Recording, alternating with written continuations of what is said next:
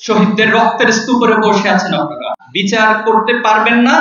যদি অপারগতা প্রকাশ করেন তাহলে জাতির কাছে ক্ষমা চেয়ে এখনই সেই চেয়ারগুলো থেকে নেমে যান। আগামী দিনে আপনাদেরকেও ছাত্র জনতা কাঠগড়ায় দাঁড় করাবে। আজকে এখানে আসার পরে শহীদ পরিবারের সদস্যদের কথা শুনছিলাম, শহীদদের পিতাদের কথা শুনছিলাম, সেই সাথে আন্দোলনের সেই সময়ের কথাগুলো আমার স্মরণ হচ্ছিল। আমরা যখন আন্দোলন ধাপে ধাপে সামনের দিকে অগ্রসর হচ্ছিল, একে একে শহীদদের সংবাদ প্রতিদিন আমাদেরকে সে সময় আমরা পাচ্ছিলাম। আহতদের সারিগুলো অনেক লম্বা হচ্ছিল। আমরা এখানে আমাদের সাদেক কায়েম রয়েছেন, এই আন্দোলনের অন্যতম ভূমিকা পালনকারী, আমার সহযোগী। সে সময় আমরা যখন বসতাম আমরা ভাবতাম এভাবে শহীদদের সারিগুলো আর কত লম্বা হবে, আমরা এই আন্দোলনকে আর কতদিন চালিয়ে নিতে পারবো, কতটুকু বা আমাদের সামর্থ্য আছে। আন্দোলন থেকে আমরা পিছিয়ে যাই। যখনই পিছানোর প্রশ্ন আমাদের সামনে আসতো, শহীদদের চেহারাগুলো আমাদের সামনে ফুটে উঠত। শহীদরা আমাদের দিকে তাকিয়ে তাকিয়ে বলতো যে যদি আন্দোলন থেকে পিছিয়ে যাওয়া হয় তাহলে কোন শহীদ পরিবারকে খুনি হাসিনা, ফ্যাসিস্ট হাসিনা ভালো থাকতে দিবে না।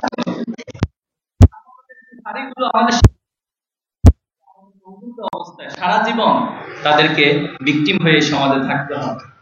তখন আমরা আল্লাহর উপর ভরসা করতাম। আল্লাহর উপর ভরসা করে আমরা বদর যুদ্ধে আল্লাহ রাসূলুল্লাহ সাল্লাল্লাহু আলাইহি ওয়াসাল্লামের সেই দিনগুলোকে স্মরণ করতাম। বদর যুদ্ধে উপনীত হয়ে রাসূলুল্লাহ সাল্লাল্লাহু আলাইহি ওয়াসাল্লাম আল্লাহর কাছে দোয়া করছিলেন, হে আল্লাহ, আজকে যদি এই ছোট্ট বাহিনীটি পরাজিত হয়ে যায়, আজকে যদি কাফেররা বিজয় হয়ে যায়, তাহলে তোমার দিনকে প্রচার করার জন্য, তোমার দিনকে প্রতিষ্ঠা করার জন্য, তোমার সত্যকে, ন্যায়কে প্রতিষ্ঠা করার জন্য কোনো মানুষ তো অবশিষ্ট থাকবে না। আমরা ঠিক সেই দিনগুলোকে স্মরণ করে আবার সামনের দিকে এগিয়ে যেতাম। এবং আমাদের অনেক ভাইয়েরা ছিল সারাদিন কিছু খায় নাই, রাত 12টা বাজে যখন জিজ্ঞেস করতাম যে ভাই আজকে কিছু খেয়েছেন, তিনি যে খায়নি সেই খাওয়ার কথাটাই তিনি ভুলে যেতেন। রাত 3টা বাজে ওনাকে মেসেজ করতেন, ভাই এখন আমাদের এইটা করণীয়, আমাদেরকে এই কাজটা করা দরকার। বলতাম ভাই আপনি কি ঘুমাবেন না? বলতে ভাই ঘুম তো আসে না, কোনোভাবে ঘুমের কথা চিন্তা মাথায় আসতে পারে। আজকে সেই ত্যাগ, সেই কোরবানি, সেই রক্তের উপরে এদিনে আমরা এসে দাঁড়িয়েছি। আজকে শহীদ পরিবারের পক্ষ থেকে আমাদেরকে শুনতে হয় যে আমরা কার কাছে যাব, কার কাছে বিচার চাইব। আমি এখানে রাজনৈতিক নেতৃবৃন্দরা রয়েছে, সবিনয় অনুরোধ করব, আপনাদের কোনো কথা, কোনো কাজে যদি জুলাই বিপ্লবের স্পিরিট বিনষ্ট হয়, তাহলে আগামী দিনে আপনাদেরকেও ছাত্র জনতা কাঠগড়ায় দাঁড় করাবে। এবং আজকে যারা রক্তের উপরে চেয়ারগুলোতে বসে আছেন, বাংলাদেশকে পরিচালনা করছেন, তাদের উদ্দেশ্যে সবিনয় বলতে চাই, এই চেয়ারগুলো সাধারণ কোনো কার্পেটের উপরে বসে নাই, কোনো ফ্লোরের উপরে বসে নাই, শহীদদের রক্তের স্তূপে বসে আছেন আপনারা। যারা বিচার করতে পারবেন না, যদি অপারগতা প্রকাশ করেন, তাহলে জাতির কাছে ক্ষমা চেয়ে এখনই সেই চেয়ারগুলো থেকে নেমে যান। কিন্তু এই চেয়ারগুলোতে বসে ফ্যাসিবাদকে পুনর্বাসন করবেন, এটা আমরা কখনো মেনে নিব না। আমরা নিজেদেরকে শহীদের প্রজন্ম মনে করি। আমরা নিজেদেরকে সেই সময় প্রত্যেকদিন রাতে ঘুমাতে যাওয়ার আগে মনে করতাম আজকে দিনটা আমাদের জন্য শেষটা। যেদিন বাসা থেকে বের হতাম সেদিন আমরা এই চিন্তা, এই নিয়ত করে বের হতাম আজকে দিনটা হয়তো বাসায়। তাহলে আপনারা আমাদেরকে কিসের ভয় দেখান? আমরা তো অলরেডি নিজেদেরকে শহীদ মনে করি, শহীদের রক্ত এখন আমাদের গায়ে লেগে আছে।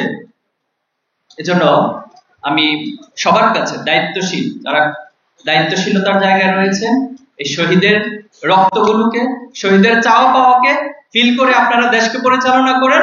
ছাত্র জনতা আমরা সকলে আপনাদেরকে সহযোগিতা করব, কিন্তু এর ভিন্ন কোনো চিন্তা করলে আমরা আপনাদেরকে ক্ষমা করব না। এই প্রজন্মের ফ্যাসিস্ট হাসিনার যে পরিণতি ঘটিয়েছে, আপনাদেরও ঠিক একই পরিণতি ঘটাবে। আমি শহীদ পরিবারের কাছে ক্ষমা চাচ্ছি। আপনাদের জন্য আমাদের অনেক কিছু করার রয়েছে। আবার পাশাপাশি আশাবাদ এবং স্বপ্ন, প্রত্যাশা ব্যক্ত করছি যে আমরা বেঁচে থাকতে শহীদের যে চাওয়া পাওয়া, শহীদের যে স্পিরিট, ইনশাআল্লাহ সেটা বাংলার জমিনে অবশ্যই প্রতিষ্ঠিত হবে। আগামী দিনে অবশ্যই প্রত্যেক শহীদের, প্রত্যেক গণহত্যার বিচার অবশ্যই সংগঠিত হবে ইনশাআল্লাহ। সেই সাথে যে স্বপ্নের বাংলাদেশ আমরা দেখছি, ন্যায় এবং ইনসাফের বাংলাদেশ, সেই বাংলাদেশ অবশ্যই আপনাদের হাত ধরে, আমাদের সবার হাত ধরে ফ্যাসিবাদ মুক্ত সবার বাংলাদেশ, স্বপ্নের বাংলাদেশ, সমৃদ্ধ বাংলাদেশ গড়ে উঠবে ইনশাআল্লাহ। আসসালামু আলাইকুম ওয়া রাহমাতুল্লাহি ওয়া বারাকাতুহু।